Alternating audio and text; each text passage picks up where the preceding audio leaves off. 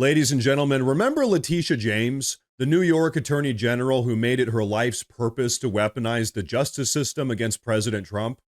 Well, as of yesterday afternoon, Letitia James is now under federal investigation by the Department of Justice. Take a look.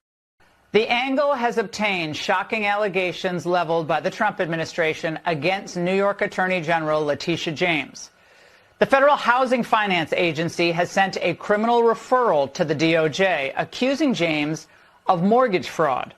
In a letter to Attorney General Pam Bondi, Director Bill Pulte says James appears to have falsified records in order to meet certain lending requirements and receive favorable loan terms.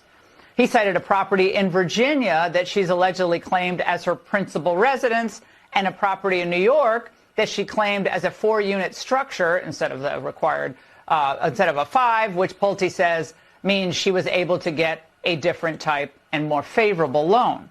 So you hear that, folks? Not only was she lying about the size of her home, but she was also lying about which state her primary residence was even in. And if you're a state-level elected official like Letitia James, that is a major problem. But okay, take a look at this. Well, obviously, the irony is perfectly crushing. This is a person who prosecuted Trump for everything short of ripping a label off a mattress. And among the charges that were brought in New York in not just the civil but the criminal case was making false or misleading statements to financial institutions. And one of these sections, Section 1014 of the federal code, is prosecuted. It took me about 60 seconds of a search to find cases that the Department of Justice brought against people who falsely claimed that property was their principal residence in order to get loans. So this is well-tread areas for the Justice Department. As for James, if we apply the Letitia James standard that she created, there'd be little question here. This seems pretty straightforward. What the administration is saying is this was not her principal residence. In fact, as a New York elected official, she had to say that her principal residence was in New York. This was an out-of-state residence. But also, they claim that in some of these forms, she actually states that her father is her husband in order to file as a married couple. What? So not only was she lying about all of her mortgage-related information, but she also lied about being married to her own father in order to get a tax reduction. Folks, you can't make this stuff up. This is the person that weaponized the justice system against President Trump for years. She didn't even live in the state that she was elected to represent, and she's been lying about being married to her own father in order to dodge taxes. Absolutely unbelievable. But okay, back to the video. These are misleading statements. Either it's your principal residence or it's not. Or it's not. Either you're married to your father or he's your father. So they can this can satisfy the Thompson standard. But these documents themselves are quite damning. It's hard to see how the residences listed were her principal residence. The business about her father is just bizarre. Yeah, bizarre to say the least, but also hypocritical and very illegal. Ladies and gentlemen, let's not forget, Letitia James made her entire career off of one thing, going after President Trump. She ran on it. It was her campaign promise. She literally pledged to take down a private citizen for political gain. And now, the very same woman is under criminal investigation for mortgage fraud, residency fraud, and tax fraud. Letitia James' accusations of financial fraud against President Trump now mirror her own alleged deceptive practices. So really, all of this exposes her for what she truly is, a political hack who leveraged the justice system to settle personal and ideological beef. And so at this point, we all know for an absolute fact that what Letitia James did against President Trump was lawfare. A bunch of corrupt prosecutors and attorney general targeting conservatives, weaponizing the law, and eroding every last ounce of public trust in our institutions. But folks, here's the key detail. Letitia James isn't just a hypocrite, no, now she's a hypocrite who's gotten caught. This criminal referral to the Department of Justice for Letitia James' alleged fraud and record manipulation, it signals something bigger. It means we're finally seeing the first domino fall in the chain of corrupt progressives who've abused their power to target the America First movement. And you know what? Here's the kicker. Everything we're talking about here with Letitia James, it's not some secret evidence locked away in a safe that none of us are ever going to be able to see. No, all of the information is publicly available. Mortgage records, tax documents, residency filings, everything here is black and white. We know for a fact that she claimed her primary residence was in Virginia.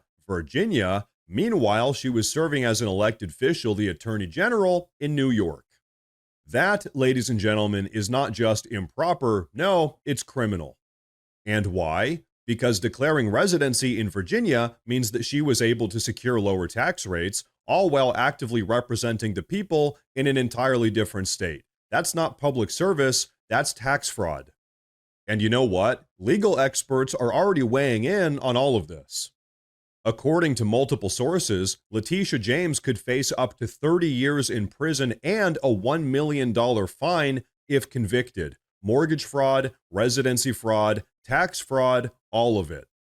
And you know what? Let's just take a moment to appreciate the absolute irony here. This is the very same woman who tried to paint President Trump as a financial criminal. She railed on and on about transparency and accountability. She lectured America on restoring trust in the justice system. Meanwhile, she was allegedly lying about her house, her marriage, and her taxes the entire time. Ladies and gentlemen, this is the Democrat playbook in a nutshell. Accuse others of the exact crimes that you are committing yourself, gaslight the public, abuse the courts, and pretend to be virtuous while hiding skeletons the size of freight trains in your own closet. And you know what? Here's the truth. Letitia James isn't the exception to the rule. No, she's the Democrat blueprint. She is the living, breathing example of what happens when progressive radicals get their hands on unchecked legal authority. This is what weaponization of the justice system really looks like. Not the fiction the left-wing media peddles, no, not some half-baked conspiracy theory. This is real and it's been going on for years. But do we hear anything from the media about this? Of course not. Absolutely nothing. And why not? Well, it's because they don't care. It's because they're partisan hacks. They only care about the laws when the accused has an R for Republican next to their name. They only care when the target is President Trump or a conservative fighting to actually put America first. And so you know what, ladies and gentlemen, here's my opinion. I think Letitia James should face the same level of scrutiny and legal consequence that she herself sought to impose on President Trump. And you know what? Let's be very clear for one moment. This isn't even about revenge. This is about justice. This is about restoring a system that treats everyone the same, no matter their title or their party affiliation. Because the truth is, the moment we allow these corrupt progressive figures to play kingmaker through lawfare, democracy dies, and we are not going to let that happen. And you know what, folks? Here's another thing that we all know to be true. If you or I lied about our primary residence, if we falsely claimed to be married to our own father for a tax break, if we committed mortgage fraud, we'd be sitting in a federal holding cell awaiting trial.